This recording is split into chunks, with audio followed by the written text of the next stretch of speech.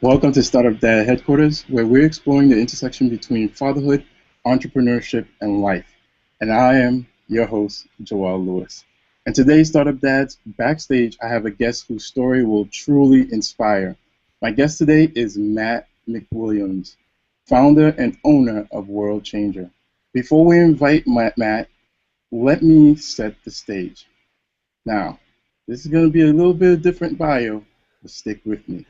I am a world changer. Now, before you think I'm an egotistical, too-big-for-my-britches jerk, I think we are all world changers. If we weren't born to change the world, we're unnecessary. I am a world changer, and so are you. In a nutshell, I arrived at my world changer philosophy after being fired 4 times, twice by the same company, and once by my own dad, just to try to top that. After facing 42 years in prison, after starting 2 companies that rose and fell like the Roman Empire, and finally realizing my true purpose in life. Boom, I love that. Matt was born and raised in the South and currently lives in Fort Wayne, Indiana, with his wife Tara and daughter Aracelli. Aracelli, sorry, Matt. Thank you. What an incredible story you have, Matt. Now, Startup Dads, I just told you a little bit about Matt and his inspiring journey. Let's go ahead and bring him in so we can dive deep to find out how he learned from his failures, his bumps and bruises on his journey to becoming a world changer. Welcome, Matt. Welcome to Startup Dad Headquarters. Thanks so much for having me, Joel. And that name, Aracelli, obviously that's my daughter's name, so I have to put it in there. But it's also, I like to put that in the beginning because I like to learn exactly how much Spanish the people that I have been on shows with have actually taken. So I took 4 years, so it's easy for me, and it's her name, of course. But you kind of find out who like just took the 6 weeks intro to Spanish course in 7th grade and who completed 4 years in high school. Nice. Real fast with that name, yeah. And you know, Startup Dads, right before we started, we had tons of technical difficulties, which was completely my fault. A little bit. And one of the things that I wanted to ask you was, how do you pronunciate your daughter's name? And I completely forgot about that. So my apologies. Beautiful name. And my wife would have nailed it because my wife speaks Spanish. There you go. Yeah, it's a cool name, and I love that it's unique. And you know, like any name, it just becomes who they are, and like I can't imagine her having any other name than Aracelli. Beautiful. Now, Matt, I told the audience a little bit about you and your business. Please take a minute and get us up to speed with what you have going on right now. Well, I have kind of 3 prongs, if you will, I guess, to my business. The first side of my business is my consulting business. I've been in online marketing for 13 years now, which kind of makes me a dinosaur in the industry. And I've been in the affiliate marketing space, which is my specialty since 2005, which also makes me, I'm like a fossil at this point. I mean, I'm one of the people who I can remember the days, you know, back in the day. And that's me with affiliate marketing, you know, the good old days when there was like 8 affiliate programs and we all knew each other. Well, I've been in that industry for, like I said, almost 10 years now. And so my consulting business, what I do there is I'm helping companies, small businesses, large corporations, you name it. I work with publicly traded, you know, $100+ million companies, and I work with startups. I work with your audience. I work with the guys who are like, hey, last year I did $64,000 and my goal is to make 200. And I've helped people do that. And so I work with all these companies to start, to launch, and to grow, and occasionally to even run their affiliate programs for them. So that's one piece of my business. The other 2, I have my personal platform, mattmcwilliams.com, where I write, and I have my podcast that just launched literally a week ago, and thank you for helping me launch that, by the way, Joel. Okay. And the World Changer Show with yours truly, Matt McWilliams, where I bring on people like yourself who are changing the world, and we talk about like how they do that. You know, and that's more of an inspiration piece. It's not necessarily going to be the big money maker for me, but I love to do it. And then the third piece of my business is the one-on-one coaching that I do, which is, it's in a way, it's kind of like the consulting. If you think about what's consulting, it's coaching, but it's more at a personal and business, one-on-one business level. I'm not coaching 10 people on how to grow their business. I'm coaching one person. So I work with a lot of solopreneurs, and just finding purpose, finding their passion, finding, exactly what they want to do with their life and how to get there. And so it's a little bit different from the consulting in that I'm working with an individual.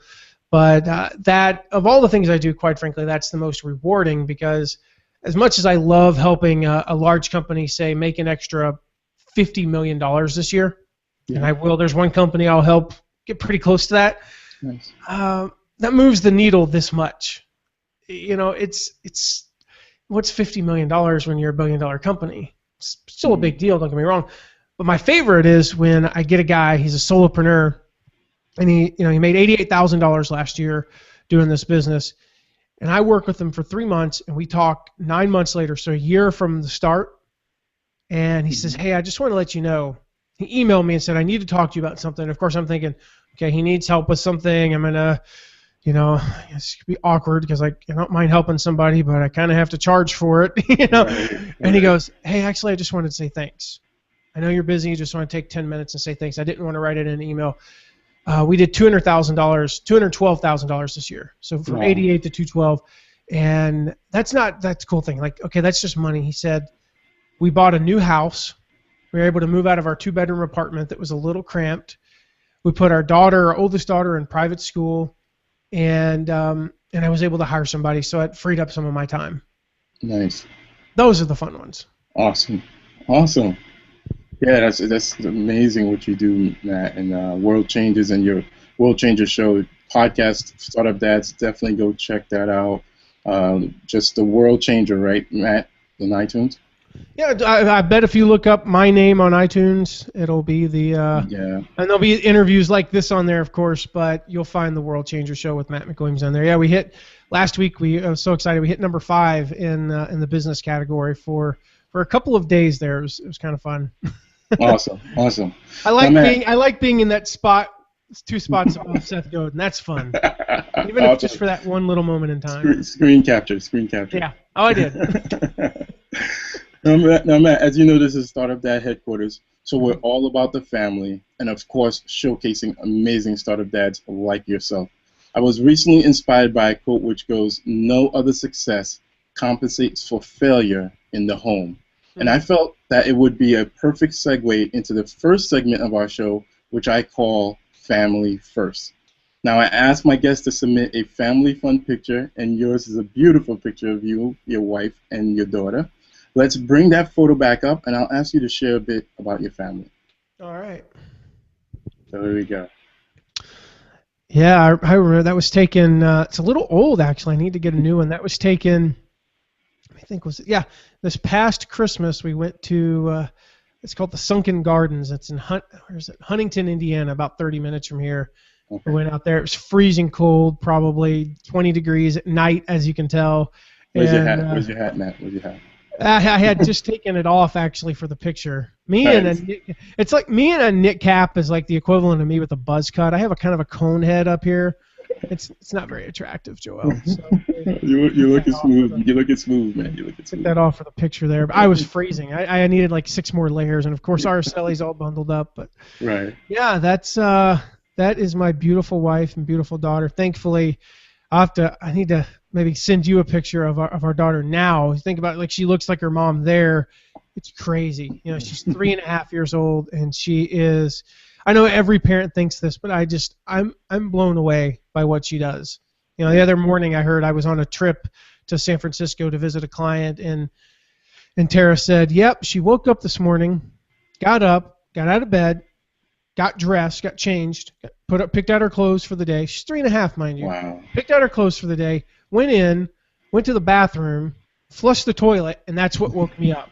She didn't say mommy or daddy when she woke up. She just got up and got dressed. And she hadn't to flush the toilet, Right. I don't know if Tara would have ever. Well, who knows? She would have gone in and made breakfast. But she was making pancakes, right? And that's that's how she is. She's got that independent streak, and which can be frustrating sometimes because everything is I'll do it. Yeah. No, you're not going to make breakfast because that's hot.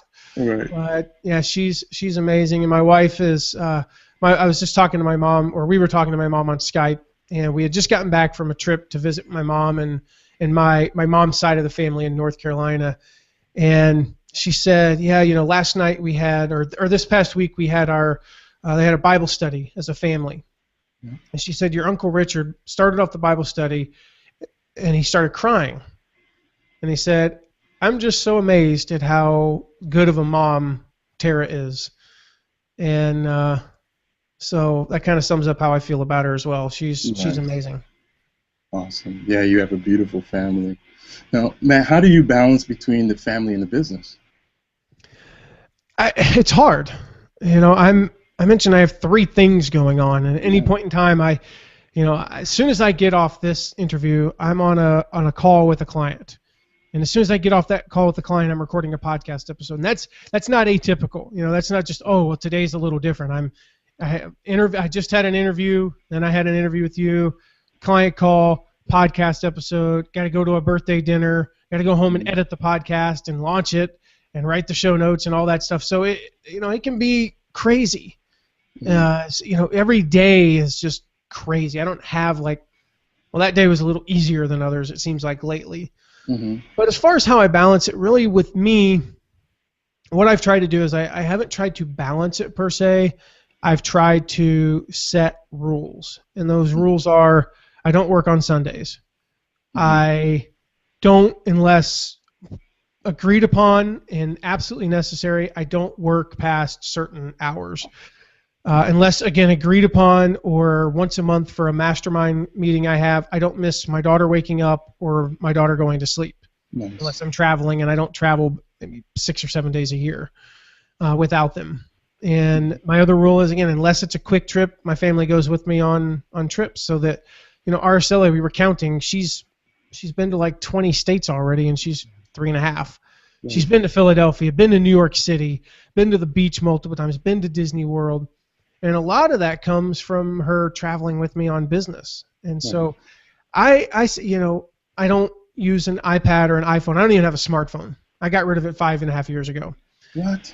Yeah, I know. I can totally talk about that too. Mm-hmm. But for me, it's about setting those rules. So we don't use phones at the table unless, hey, like Tara the other night, she's like, I've been calling my dad all day and I haven't been able to get a hold of him, and I'm worried about him. So if he calls me, I'm going to answer it during dinner. Okay, exception to the rule. Right. But we don't answer calls at dinner. We don't text dinner. We don't use the iPad or the iPhone at dinner. And so it's not about legalistic rules. It's about, hey, if all I do is be there when my daughter wakes up, be there when she goes to bed, spend an hour with her every day, and spend Saturday and Sunday with her. I'm not trying to compare myself to other dads, but I'm so far ahead of the game as a dad. Yeah, absolutely. That if that's all I do, everything else is bonus. So for me, it's not about boundary or balance, or it's about the rules and the boundaries. Nice, awesome. I love that answer. Now here's my icebreaker question. Besides throwing out the trash, what's one of the chores you're responsible for at home? I don't really have anything else that I'm responsible for single-handedly. We share so much of it. I'm the cook in the family, but Tara cooks all the time. I'd say it's probably 70-30 that I cook, but I probably enjoy the actual process of cooking a little bit more. Yeah. But she cooks, and I usually do 95% of the yard work, or 90%, but the 10% she does is so helpful. The other day we had a tree fall. There was no way I was going to be able to mow the yard. We're on 2 acres. So there's no way I'm going to be able to mow 2 acres, trim our stuff, and chainsaw this tree, which took me forever. So she mowed the front yard. Totally freed me up to be able to do everything else. Nice. It was probably, like I said, it was 10 to 15, 20% of the work. But so I don't know that really we have any specific things. I clean, I cook, I do everything, and we work together as a team. And the other thing is, we're not slobs, but I will definitely not say that. But we're very laid back when it comes to trying to keep the perfect home because, it's just not going to happen for us. And so if there's dishes in the sink, we'll freak out for a second and then we'll go watch a movie. Awesome. All right, man. So now that we know a bit more about you and what you have going on right now, and with this being Startup Dad headquarters, it's time to talk about your start. I like to refer to this as the true Startup Dad story of our show. One of my favorite quotes: "The journey of 1,000 miles begins with a single step." Yeah. Take us back to the beginning and share with us the initial steps of your Startup Dad journey. Well, I November 7th, 2011, if I'm not mistaken, and my employer, this would be the company that had previously fired me years before, fired me. So this was the fourth, if you're counting, that's firing number 4 in my life. Second time by the same company. I was also fired by my own dad once. As you mentioned in the intro, that was fun. And I got fired on a Saturday morning about 10 o'clock. And I say that, I always joke and say, well, that was the moment I decided to change the world. And the reality is, no, that was the moment I decided to absolutely crap my pants because I was freaking out. I had a 6-month-old daughter, brand new house. We literally moved in 3 weeks before, closed on it a month and a half before. Wow. And I had a stay-at-home mom, so bringing in no income. Yeah. And my income is it. But if you back up to that beginning, which really in a way started 3 years before, I had won some major awards in the industry of affiliate marketing. And I said, you know what, I need to start a consulting business. But I didn't start that consulting business. I just never got it off the ground. I never made that push. It was like I was working full time and we were moving and I had all these excuses for never starting this business. And mostly it was just fear. It was fear that it was going to fail. But I finally had a guy call me and say, hey, I need help. I need to start this business. And I'm like, well, okay, how much do I charge this guy? What do I do? And I remember the best piece of business advice I'd ever gotten was when I had first thought about starting this business. My boss at the time and my former boss both said the same thing. They said, whatever you think you're worth, double or triple it. Because that's what you're truly going to be worth. Well, of course, I didn't take that advice. I charged him exactly what I thought I was worth, which was still, for me at that time, was a ton of money. I was able to charge $3,000 for 10, 15 hours worth of work. Wow. And that was the guy that ended up making, he doubled and a half his income in a year. Yeah, so it was worth $3,000. Well, started that business on the side, got another client on the side. And so when I was fired, the cool thing about it was I actually had enough money for us to live on. If we really cut back our lifestyle, we could keep a roof over our head, keep food on the table, and buy diapers, and maybe even go out to eat like once every week. Just on that, let alone we had tons of money in savings. We're Dave Ramsey people, so we have like savings everywhere, and we had 6 months of expenses saved up. But I could actually we could scrape by on what I made just from those clients, and then I was able to grow it from there. And so the lines were blurred. I didn't just have this. I didn't have this epiphany and say, I need to start this business. Let me start it. And I didn't start it right away. It took me a year, and it took a guy calling me and asking for help. And but now what happened was when I got fired and I started reaching out to people and saying, I need a job, basically. I didn't word it that way, of course. But, hey, if you know of anybody, blah, blah, blah. My network that I had been building for the previous 5 years and that I had really invested a lot of time in keeping it warm and ready for me, I had so many offers that I couldn't say yes to just one, so I said yes to all of them, but on a smaller level as a consultant. Awesome. So, Matt, you talked about getting fired, and then you decided to start this business. But like everything in life, and I'm not sure if the firing was the catalyst, but there's always a catalyst that forces one to go beyond what he or she originally thought was possible. What was your catalyst? Was it the firing, or was there something else that said, I want to change the world? it was being exposed to what was possible. And that wasn't, you and I have talked a lot about Eric Thomas. Yeah. And I think that played a big part. And it was around that same time that I started following him and seeing what was possible there. But, it was kind of just a series of events, perfectly timed, divinely timed, that showed me what was possible, showed me what I was capable of. Again, going back to that starting the business, this consulting business, I didn't know that, I feared what could possibly happen. I was like, would I be truly successful with this? And so having my mind open, books like Think and Grow Rich, books like Dare to Win by Jack Canfield and Mark Victor Hansen, Eric Thomas, and tons of other people out there. I mean, I can't even think of some of the specific ones that kind of all came in that time. I was just reading a lot of literature and listening to a lot of podcasts and watching a lot of videos and listening to a lot of audio that was all about that mindset. Zig Ziglar at this time, I started listening to a lot of Zig Ziglar. And when I realized how much I was actually capable of and what kind of business I could build and what kind of income I could bring in, because like so many people, I'd always said, it'd be so cool to make $100,000 a month. I mean, it'd be so cool to be rich. Right. But I wasn't doing the things that I needed to do. And once I got that education on, first of all, it's possible, or as Eric Thomas would say, it's past possible, but also the things that I needed to do, the way that I needed to work on myself.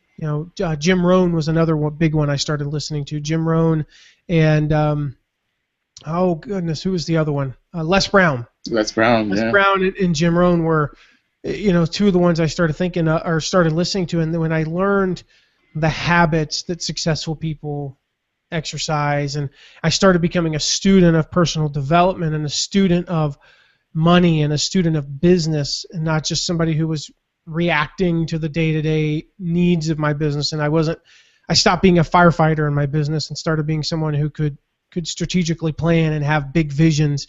I started planning things that were 3 and 6 months out. I have a 1-year promotional calendar already lined up of what courses are going to come out, what books are going to come out. It used to just be, oh my gosh, I have a post tomorrow. Let me write my post for tomorrow. That's not the way I think anymore. And so it was more of an evolution than a single event. And the firing, it put it into overdrive, I think, is really what happened with the firing. Is the night before I was fired, I was eating dinner with my wife. We have a family date night every Friday. And family date night had basically turned into Matt complains about his job night. and I felt like I felt bad because I'm ruining family date night. And finally, Tara looks at me. She just says, you've got to leave. You've got to do something else. So basically the objective was by the end of the year, and this is on November 6th, by the end of the year, I'd have something else lined up. I'd have a new job. And so the plan was that Saturday, early afternoon, to go to the office and update my resume and start putting out feelers to people that I could trust to keep it a secret that I was looking. And I got fired the next day. Wow. So all I did was speed up that process by 54 days. Yeah. Nice. Now you talked about, you were on this journey, right? Before you got fired, you were learning. You were listening to these motivational speakers. You were learning how successful people make these things happening. Now, during that process, your mind is evolving. Like Les Brown talks about, a mind that I am always going to mess up this quote, but it's basically a mind. I know which one you're talking about. Yeah. A mind that expands beyond a certain point can never retract back, right? Henry David Thoreau said that. Yeah. Yeah. Now you've gotten to this point. How did you convince your wife that, hey, I want to not go find another job, but start my own business? Were you taking along with that during that journey, or how did that happen? So this is the part where we talk about how I communicate with my wife, which is not how I would ever teach anybody to do it. Sure. Actually, that portion of the program was pretty easy. Okay. Obviously, I needed something new, and neither one of us is adverse to starting a business. Obviously, we already started one on the side. Yeah. And she's my business partner. Like literally, we each have 50% of the shares in our S corp. Okay. And we are equal partners in this, both legally and as we should be as the husband and wife. Right. There was no opposition to starting the business or doing that. It was made very simple by the fact that I had multiple offers. It was like, well, it's, at the time I had two in specific that were like, I have to take these. These are just no-brainers. They're basically each going to pay me close to a full-time salary for a third of the time work. This is, are you on board with this? Yeah. Do it. But as far as, going along and what we do now, I mean, it's something I quite frankly have been terrible at. The way I work, just the way that my mind is wired, I guess, I'd be perfectly content with going to work all day, working on my widget, and coming home and not talking about working on my widget. It's terrible. Don't do that. Right. So what we've done is it's an evolution. There wasn't an epiphany that happened that made me realize, note to self, I should communicate with my wife. It was more of I realized how frustrated she was with the fact that I wasn't including her. And so one of the things that we started doing was every Wednesday from the time we put Aracelli down for a nap until the time she gets up, approximately 2 to 2.5 hours, we have a business meeting. That meeting is, we talk about nothing but my business, our business. That's nothing that's what we do for that time.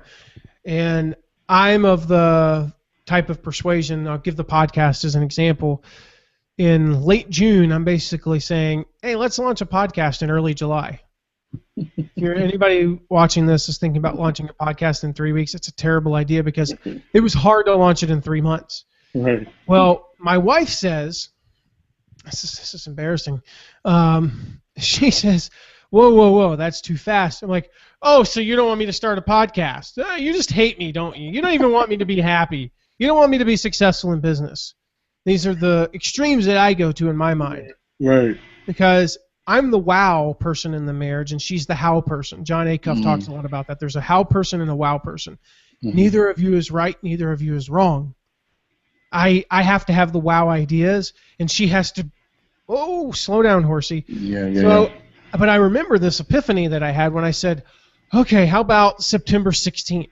And really what I was saying was, here's some ridiculously far off date that you're probably still going to say no to because you don't want me to be happy. And she went, that works. Nice. Well, now what I did was I made a plan. Okay, for the next month, I'm going to learn how to podcast. Then I'm going to work on getting guests. And then I'm going to work on format, and I'm going to learn all this. And I needed every minute that I had. I was editing episode number 8, which launched on Friday, September 19th. I was editing that on the 18th on an airplane. Literally, in an airplane over Nebraska. Right. I needed every minute that I had. And so that's how we communicate now. We have that business meeting, and we set aside time to specifically talk about business. And I've told so many of the people I've coached, entrepreneurs I've coached that are married, I've shared that with them, and they've started it, and it's improved our marriage as well. Yeah, that's awesome. Making set time to talk about the business, and you're also spending time together as well. So I like that a lot. Yeah.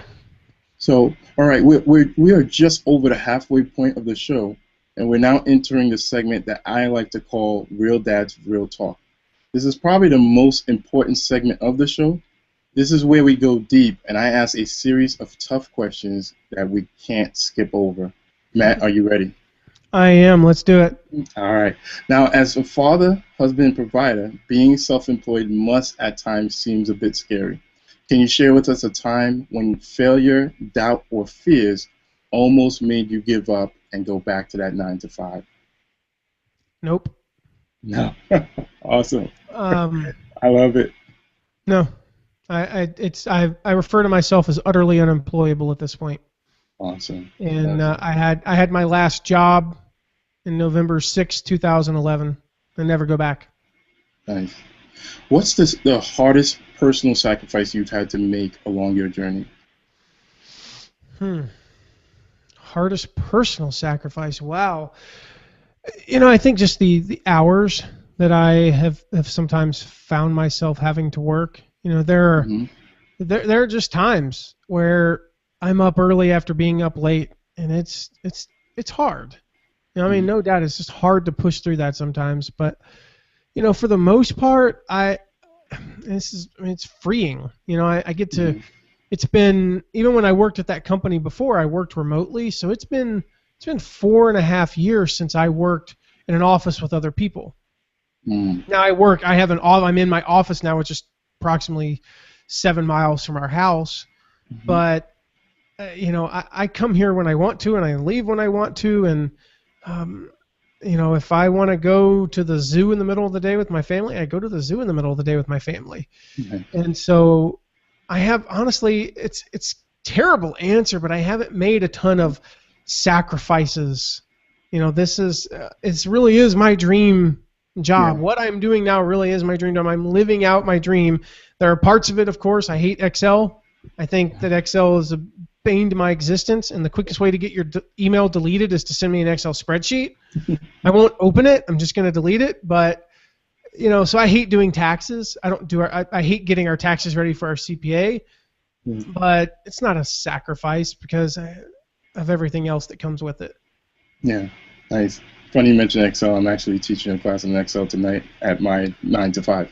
Nice. Yeah. It's going to be fun. You're a terrible person, Joel.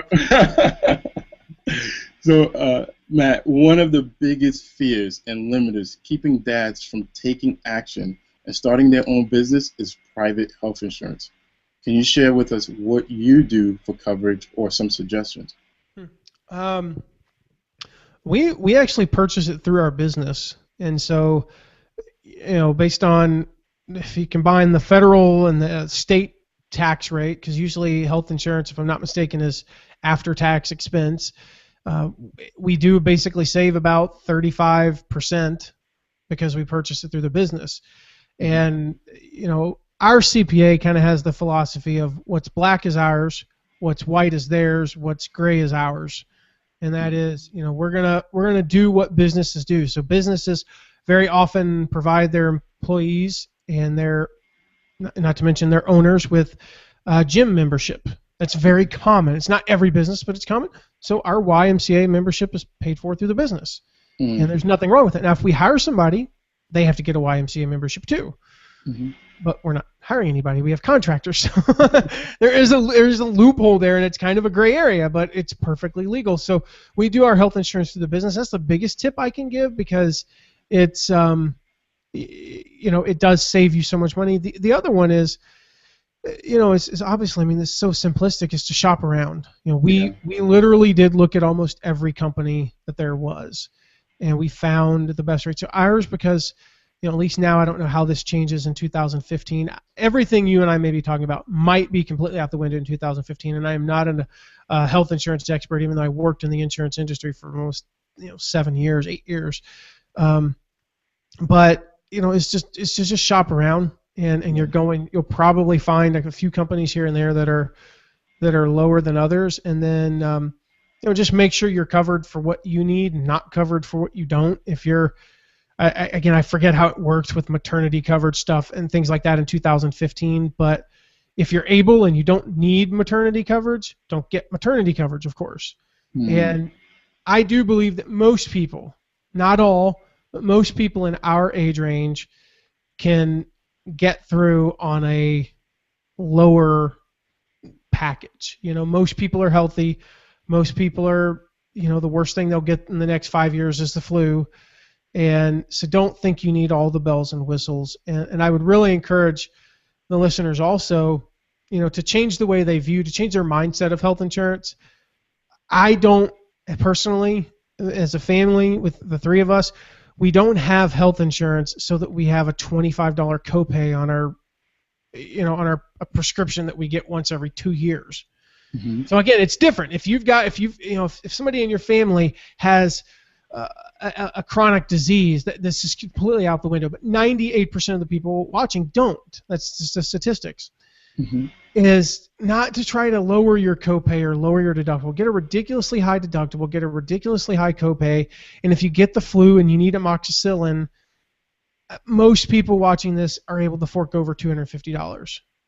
So if you need, set aside, we have an HSA, set aside some money in an HSA, and just instead of paying $600 a month for insurance, we pay $287, and we set aside $100 a month that goes into the HSA that we can then spend on medical expenses, which, by the way, you can spend on all kinds of medical expenses. It doesn't have to be just prescriptions.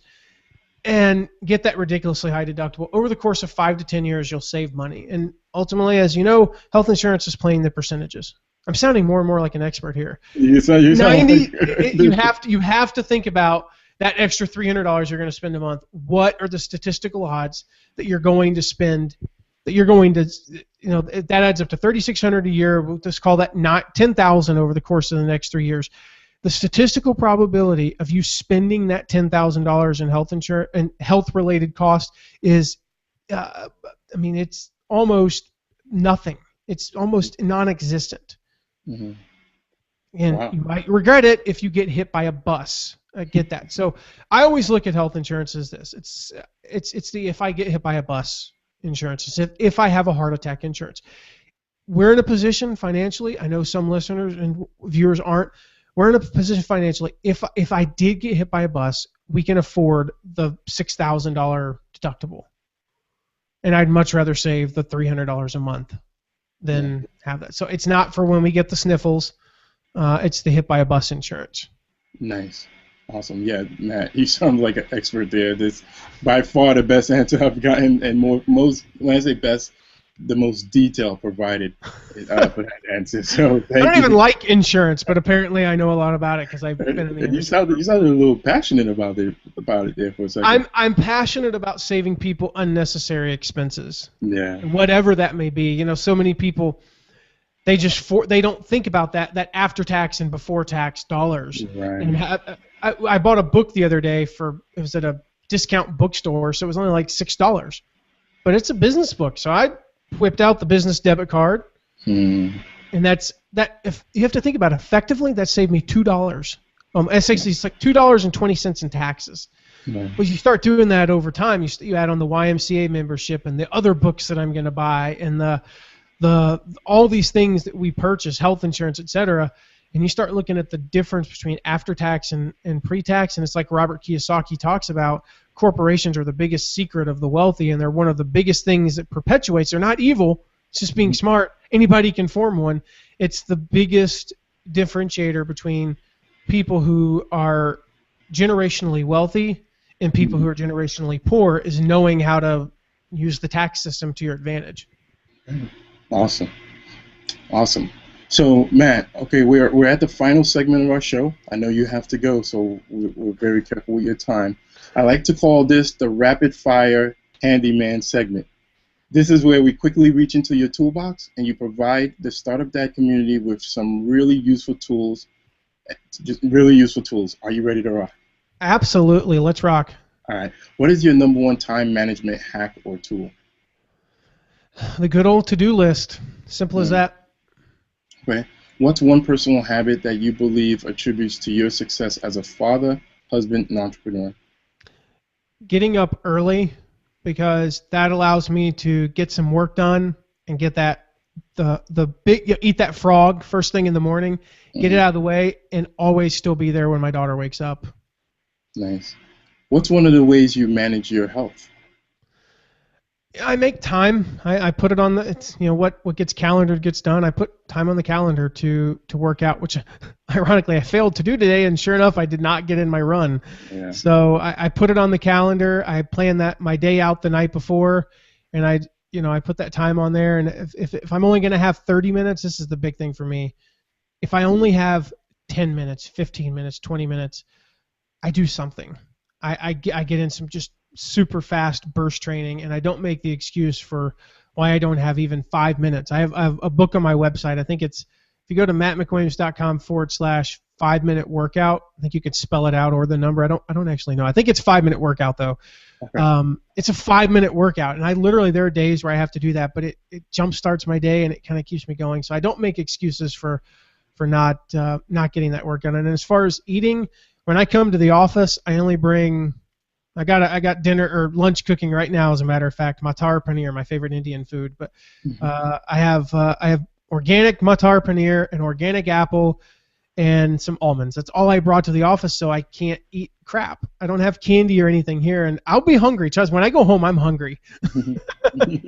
Nice.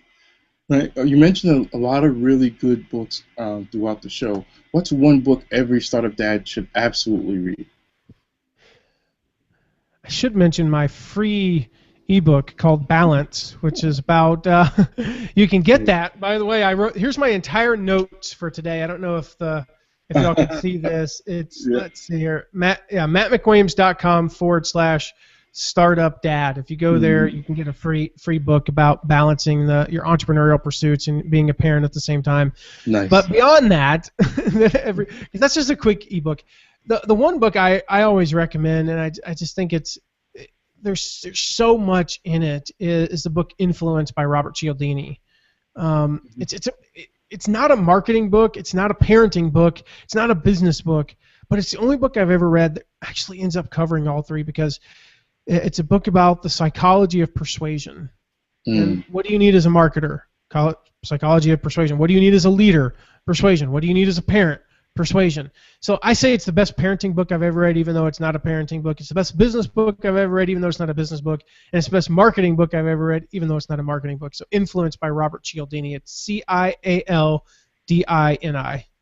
Nice. I'm definitely going to put that in the show notes, as well as mattmcwilliams.com/startupdad. Yeah, and one more URL, because it's an easy way to find that book, because it is kind of hard to look up. There's 5 books I recommend to everyone. It's the same. Anytime I ask me about the books, it's the same 5 books. I've never recommended a 6th book. Nice. MattMcWilliams.com/5 books, and it's just the 5 books I recommend that I think are the best for FIVE. Either one, number or spell it out. 5 books. Yep. Awesome. So Matt, this was an amazing interview, and your journey is truly inspiring. My final question is a little long, but it always produces really powerful answers. Here it is. On the other side of this broadcast is a startup dad who at this point is fired up and ready to go. But as soon as the broadcast is over, he will put down his mobile device and life is going to happen. And by next week, he'll find himself right back to the day-to-day minutia of things. What would you say to that dad to inspire him beyond this broadcast? That's a good question. I would recommend, before he turns off the smartphone that I don't have, turns off the iPod or whatever, take 5 minutes and email me, Matt@mattmcwilliams.com. Email Joel. I forget your email, Joel. I just type in J-O and you're the first thing that pulls up nowadays. So I don't have to remember your email address. Nice. Email me, email Joel, email somebody else, email another startup dad, somebody that you know that's been successful or that's struggling with it, and get together with them. I can't coach everybody, and I certainly don't have time to bring on everybody as a coaching client, but if that's what works, great. But get in a mastermind. Get in something and take that first step now. Just by emailing me, you're not becoming a coaching client. By emailing your friend, you're not starting an accountability relationship. By emailing Joel, you're not going to find all of the secrets to life's problems from Joel Lewis. No offense, Joel. You don't claim to give all of the secrets to life's problems. But if you take that first step, if you take that first action, guess what? I'm going to respond to you, or Joel's going to respond to you, or your friend's going to respond to you, and you've at least started that process before you get into life's worries. And I think, as the Bible says, the little foxes, that cause all that strife in our life, and we, 10 minutes later, you've forgotten you ever listened to this episode or watch this episode. So email somebody. I don't care who it is. I'd love it if it were me, but email somebody, email 2 people, whatever. Start a mastermind group, start an accountability group, and just get that one person or those few people that are going to keep you on track on your journey. That's the most important thing. I talk about it so much on my site. I talk about it in almost every interview, the power of networking, the power of relationships. There's nothing greater. And so you're not going to be able to do this alone. If that's not the case, then make put it on your calendar, or tell your wife, hey, I need to talk to you. Let's set aside some time to just talk about this, whatever it is. But I would highly recommend getting another male that's doing this as well, but at least get somebody who's working with you, where you can work together as a team.